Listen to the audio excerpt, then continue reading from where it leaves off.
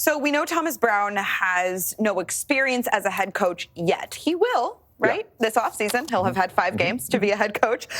But this decision, as we know, is going to be one of the most important decisions, right, in Bears history. Never before have they had the #1 overall pick, the quarterback of the future, right, that they need to develop. So let's talk about what is the right kind of coach for this job. Experience? Is it culture? Is it offensive whiz? What is it, I think you're looking at the most coveted job available. I did agree with Kevin Warren when he said that. And going into the offseason, of the non-playoff teams, if there are openings on those teams, on the non-playoff teams, this is the best job because of Caleb Williams, because of Chicago, a starving fan base, passionate football people in the city, and also you have a franchise. If you win, you're a hero. So I want somebody who, they say leader of men, I just want somebody who's going to command respect. Yeah. Somebody who isn't necessarily a specialist on one side of the ball. Those are some good names.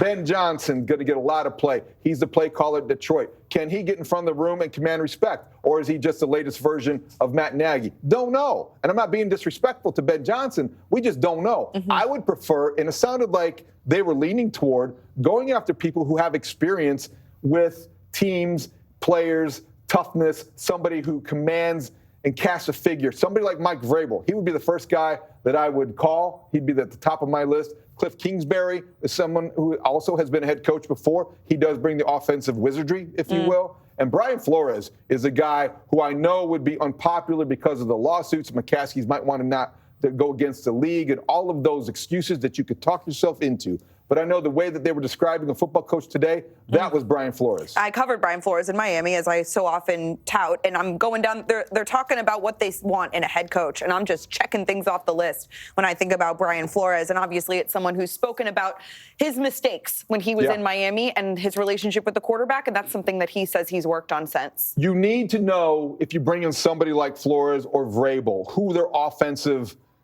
coordinator would be. Could it be Thomas Brown under some unorthodox scenario? Possibly. Would it be somebody else who has experience calling plays? Probably. But I do think that you don't want to talk yourself out of the best candidate because he doesn't come from the offensive side of the ball. Do you have more of an inkling to go toward Joe Brady because he works in Buffalo? But where does Josh Allen end and Joe Brady start? You know, he's calling plays for the MVP of the league this year. So a lot of these questions about offensive coordinators, you have to keep in mind. I would prefer the guy that they call the proverbial leader of men.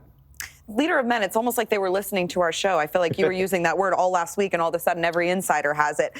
All right, when you talk about the desirability of this job, desirability? Is that a word? Yeah, desirability? Yeah, that works. When you talk about the desirability of it, how challenging of a situation is it to come into? Of course, it's a very tough market in terms of the media coverage. Yeah. You have the quarterback. You have a lot of pressure here to succeed and to succeed quickly. Absolutely. You know the coaching industry, though, Ruthie. You know everybody that's going to apply for this job believes that they can change the football world. They know that they're going to come in here and be different than their predecessor. They're going to come in here, and those things aren't going to be things that are obstacles. They're going to be things that are just realities of any difficult job, because coaching is difficult. The NFL is not for long. So you're going to come in there with confidence, with a plan, with a quarterback, with salary cap space, with a stadium project, with enthusiasm in a city that loves football. So absolutely, that's for us to point out what is wrong with the Bears and the McCaskies and ownership. The people applying for this job, they want the job. They're passionate about it. Let's see what viewers think, David Haugh. I always think this is really interesting. We put up a poll.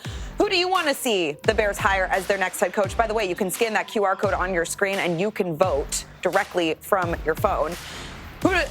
Look at Ben Johnson, 59.6%. Thomas Brown is on there. Cliff Kingsbury, other. So I think that's interesting. Those are just 3 that we decided our digital Not team put out there. surprising. Ben Johnson is going to be the trendy choice around the league. Sure. Fans love touchdowns. Can he bring Penei Sewell with him? How about David Montgomery? Can he come back? Right. What about Amon-Ra St. Brown? Can they bring the whole offensive line? Exactly. Just Thank you. bring all of them with them. And that helps. And I know that Ben Johnson has done a terrific job with Jared Goff and reviving his career, but I also don't know much about him as a leader. And I think that, if they hire Ben Johnson, you'll find out a lot. But when you talk to people around the league, there's not a consensus necessarily that he is that guy. His personality is perfect for every head coaching job. So I don't know.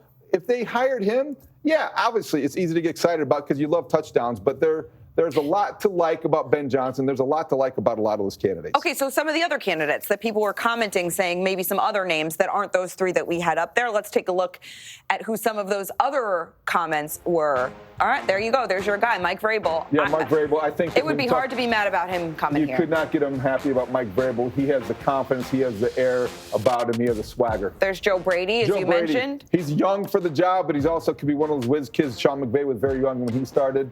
What do you think? Bill Belichick. I don't think he respects the Bears organization enough to work there, and I think it would be way too expensive. At 72, I think he'd go a different direction. Gruden. I don't think that he has all of his skeletons cleaned out of his closet as far as the NFL is concerned for him to come back. Not saying that he wouldn't be a great guy to call plays and to work with Caleb Williams, but I don't think the league is going to let him back into it. Last I heard, Barstool's paying him a lot of money, too. So I think he's probably good. Last name to keep in mind, Marcus Freeman is the coach at Notre Dame. He will get an interview, likely. I wouldn't be surprised if he does. I don't know anything, but his is a name that's going to be very popular in NFL circles. I think he stays at Notre Dame, but he uses it to his advantage. Interesting. Something to keep an eye on.